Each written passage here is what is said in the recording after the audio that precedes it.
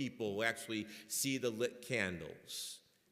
It originated 40 days after Christmas, and traditionally, this was the day when the Christmas decorations would be taken down. This was the day when the trees would be discarded and the lights packed away.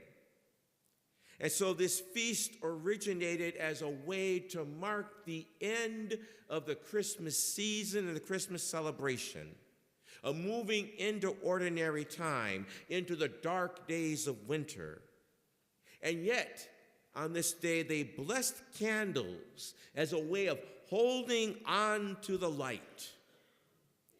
That just as the light of the world came into the world, it still shines in the darkness. It's a way of claiming and remembering Christ present in the days and the darkness past Christmas, as a way of holding on to the light in a world of darkness. In today's gospel, we see both light and encroaching shadow. Jesus is presented in the temple by his parents, and immediately Simeon and Anna, both of whom are advanced in age, both of whom have diminishing eyesight, but they see the light. And they recognize something that even the temple priests and even the child's parents don't fully understand. They understand who it is that they are seeing. They see the light that they've been waiting for. But despite this, their joy is dimmed by the overcast clouds of darkness that hover over the child that Simeon sees. Simeon says to the mother, "This child is destined to be the rise and the fall of many, a sign that will be opposed, and your own heart will be pierced. So the thoughts of many will be revealed. Your heart will be pierced so that hidden thoughts will be revealed. The darkness, the evil of people's hearts, their true intentions will be revealed. This child will show people who they really are. Not their words, but who they really are." So what do they do with this information? The parents go back home and they love. They go back home and they pray in the synagogue and temple. They go back home and they hear the sacred stories of light and how God has always been with their people. They go back home and they are light for their neighbors and in their town. They go back home and they let their light shine in the ordinary time that they live in. So what does it mean? What does this Feast of Light tell us about dark and difficult times, especially as we celebrate this feast in Black History Month? First, let's be honest that we are living in some dark days. So much has happened, and it's only been 2 weeks. So much has happened. So I'm just going to raise up one thing that's happened. Just one. You know, we've had the worst aviation accident in many, many years in America.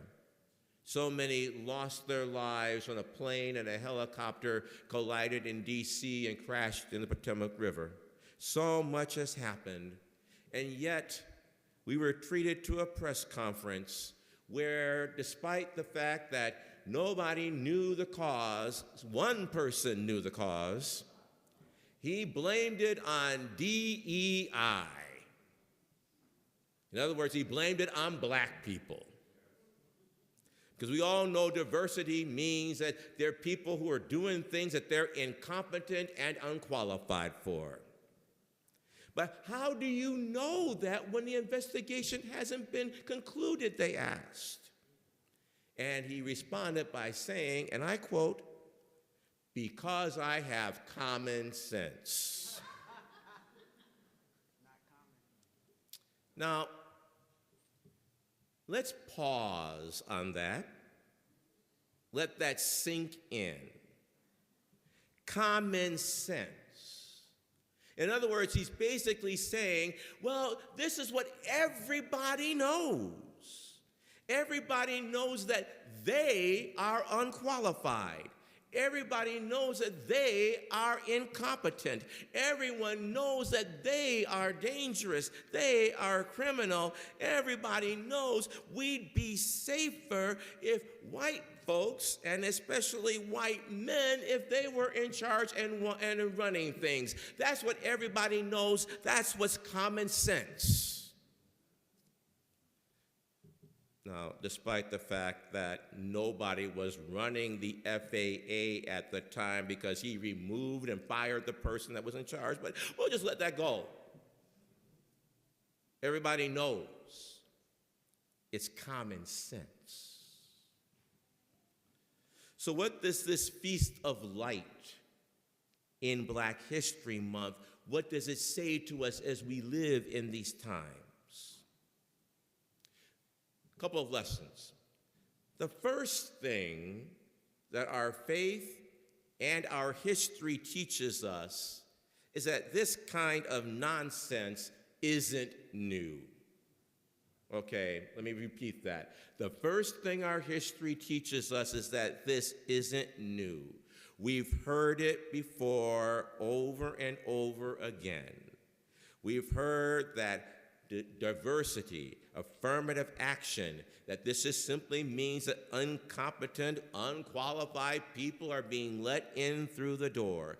From the beginning of our time in this nation, we have been told that people of darker hue are incompetent, unqualified, dangerous, and criminal. It's the same broken record we've heard over and over and over again. Our history tells us this ain't new. It ain't true either, but we'll get to that. Well, don't worry, we get into that. I'm glad you anticipated the homily. It means that the Holy Spirit and I are on the same page. You and I, we see each other, okay? All right. But our history teaches us this ain't new, so I think we need to hold on to that when we hear this flood of nonsense, is to remember, okay, they're not terribly creative. The second thing our history teaches us is that our history shows us that there is light in the darkness. Our history can be a touchstone of light. History can feed and expand and nourish our imaginations. History can show us possibility and options. History shows us how our forebears have lived through dark and difficult days. History shows us that options are never closed, even in the darkest of times. Our history can give us knowledge and hope. The third thing our history teaches us is that we can be bearers of light because our history shows of witnesses who have shown up the light, who have let their light shine. Our history is full of people who have dangerous memories. People like Sister Antona Ebel. Now, some of you may not have heard of her. Sister Antona Ebel was a Black Catholic nun who lived in St. Louis, Missouri. And when Martin Luther King issued a call for faith leaders from across the country to come to Selma and to march with him for voting rights, Sister Antona Ebel was the only Black nun and one of 4 Black nuns who went to Selma to march with King. There's an iconic photograph of her, and there was even a HBO documentary made of her called The Nuns of Selma. Now, Sister Ebel was marching there with her long black habit and her black-heeled nun shoes. Some of us remember those black-heeled nun shoes that the nuns used to wear. She was there marching with that in her black and white veil, and she was there and she marched at a time when good nuns didn't do that. Their place was behind convent walls. Their place was in a chapel. Their place was grading papers in a school, not in a place of controversy, not protesting white supremacy. And Sister Antona caught some grief for that. Her words, she said, I caught some hell for that. I'm simply quoting her. She's a nun, I can do that. And she was challenged to explain herself. And she gave an interview on CBS where she said, here's why I'm in Selma. I'm here because I am black, because I am a nun, because I am a Catholic, and because I want to bear witness. She was there because she answered the call to let her light shine in the darkness. Our history gives us other lessons. Sister Thea Bowman, one of the saintly six on the road to canonization, she gave a famous address to the American bishops in the 1980s, where she said that being black and Catholic means, and I quote, we bring our whole history, our traditions, our experience, our culture, our African American song, dance, gesture, movement, teaching, and preaching as a gift to the church. What does it mean to be black and Catholic? It means that I come to my church fully functioning. And then she said, that doesn't scare you, does it? She knew good and well it scared some folks. She knew that the last thing they wanted were some black Catholics and a black Catholic nun to remind them of their silence and complicity. Both Sister Antona and Sister Thea were light in dark and difficult days. They showed that despite what they say about us, that we declare it to be a lie.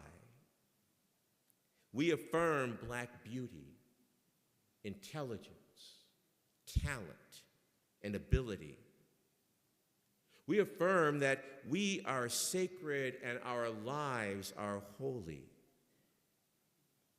We declare as light that we are worthy of celebration, we deserve to be respected, and we demand to be protected. This is a feast of light, and we're all given a light to let our little light shine in the darkness that we are in. And in this Eucharist, as we gather on the table and we approach Jesus and invite Jesus into our lives, we ask for the strength to let our light shine. To let our light shine as we celebrate, respect, and protect who we are and our lives as holy and sacred. For despite what the world may say, we are children of God. We are blessed and holy, and we are people of light.